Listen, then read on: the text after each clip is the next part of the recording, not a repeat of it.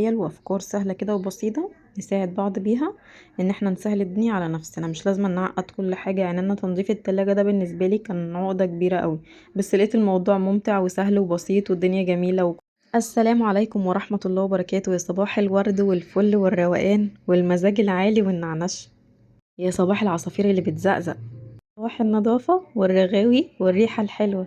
يا رب يكبر خاطركم ويفرح قلوبكم ويجعل ايامكم كلها صحة وستر وبركة ورزق وراحة بال يا رب.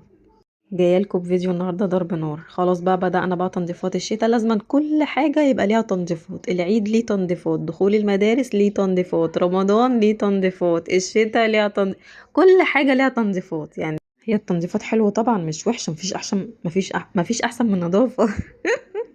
صليتي على النبي الاول؟ شايفاكي انا شايفاكي اللي ما صليتيش على النبي. ارفعي الفيديو كده بتعليقك الجميل بالصلاه على النبي، نبارك يومنا بالصلاه على النبي ونبارك كل حاجه بنعملها بايدينا بالصلاه على النبي. ربنا يبارك في حياتنا يا رب ودنيتنا.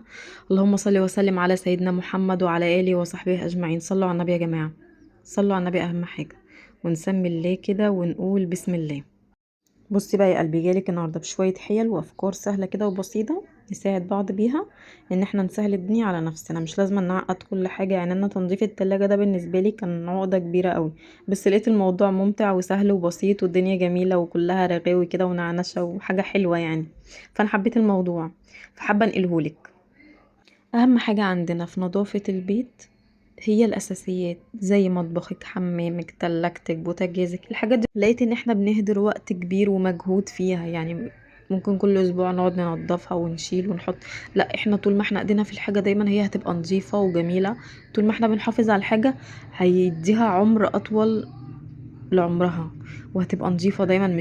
مش محتاجة بقى ان انت كل اسبوع رغاوي بقى ومش عارف ايه وتنضفي، لا هي اوريدي اصلا نظيفة.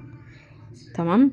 انا الفتره اللي فاتت كنت تعبانه شويه فقصرت شويه من موضوع التلاجة، فابتديت بقى ان انا بقى ايه، فكيت بقى ايه، التلاجة كلها فضيتها. دي اهم نقطه في تنظيف التلاجة. لو انت عايزاها تقعد معاكي فتره طويله نظيفه، شيلي الرفوف كلها. يعني ما تغسليش والرف مثلا موجود، لان بين الرفوف بيبقى فيه اللي هو الحز دوت اللي بيتحط عليه الرف، بيبقى فيه برضو يعني حاجات يعني وكده. فطالما احنا نوينا ان احنا ننضفها يبقى ننضفها تنظيفة عميقة، ندي كل حاجة حقها.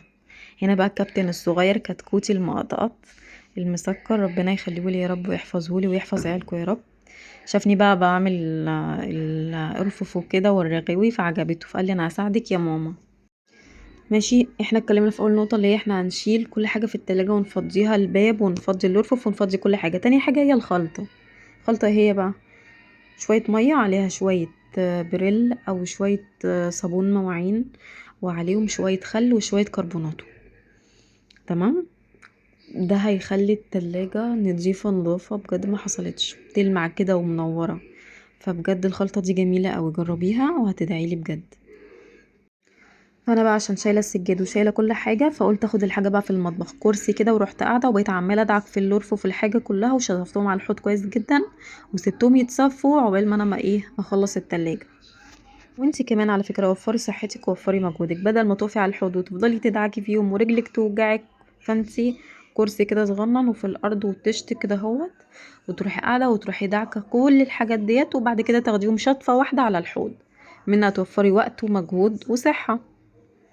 اللهم صل على النبي. ايه تاني؟ اللي اسمها الاسبونشة.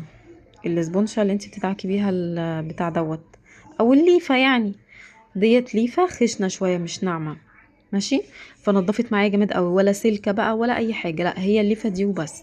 كفايه كده احساس النظافه لما تخلصي حاجتك بايدك وتبقي منضفاها ومخليها زي الفل، وتتفرجي عليها في الاخر لما ترصيها تحسي ان انت تعبك كده ما راحش على الفاضي. خلصت بقى وصبنت الرفوف كويس جدا وشطفتها على الحوض وسبتها تتصفى، رحت بقى للتلاجة، جيت بقى الطبق اللي انا حاطه فيه الخلطه بقى، وبقيت احط بقى الليفه فيه واخد بقى بالصابون كده والرغاوي وادعك التلاجة. دعكتها دعكه محترمه وكويسه جدا، حميتها حمايه العيد بمعنى اصح يعني.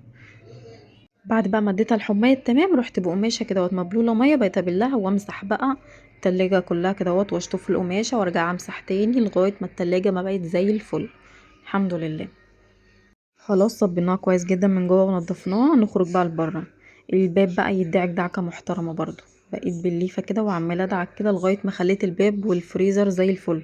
وعلى فكره الفريزر انا مجيتش جنبه، انا عملت التلاجة بس. الفريزر في يوم تاني ان شاء الله هطلعه برضو يعني افضيه من اي حاجه فيه، وابتدي ان انا ارتبه كده هوت اول باول. بس هو اصلا هو مش محتاج، هو متظبط وكل حاجه، بس برضو عشان يبقى التلاجة كلها ايه اتعملت كلها، يبقى انا كده خلصت من التلاجة. وخلي بالك برضو في التنظيف ما تنسيش فوق التلاجة تشيلي اي حاجه فوق التلاجة، لان فوق التلاجة بيلم اتربه يعني بسرعه جدا، تبقي لسه مسحاه وتلاقيها لما تراب تاني. فتنضفي برضو وتصبني كده فوق التلاجة وتظبطيها وتفرشي مفرش كده قمر زيك، وتروحي حاطه كده فازه صغننه كده وجميله، تدي منظر حلو كده وتدي روح كده للمكان، وتحسي ان انت فعلا عملتي حاجه. وبس كده، يا رب يكون الفيديو عجبكم. متنسونش في اللايك والاشتراك في القناه، نوروني، عايزه عيلتي تكبر بيكم. بحبكم في الله. واحلى دعوه لاحلى متابعين في الدنيا واحلى اخوات في الدنيا، ربنا يكبر خاطركم ويطيب قلوبكم ويجعل لكم من سعاده الدنيا والاخره نصيب. قولوا امين، اللهم امين يا رب. اشوفكم على خير.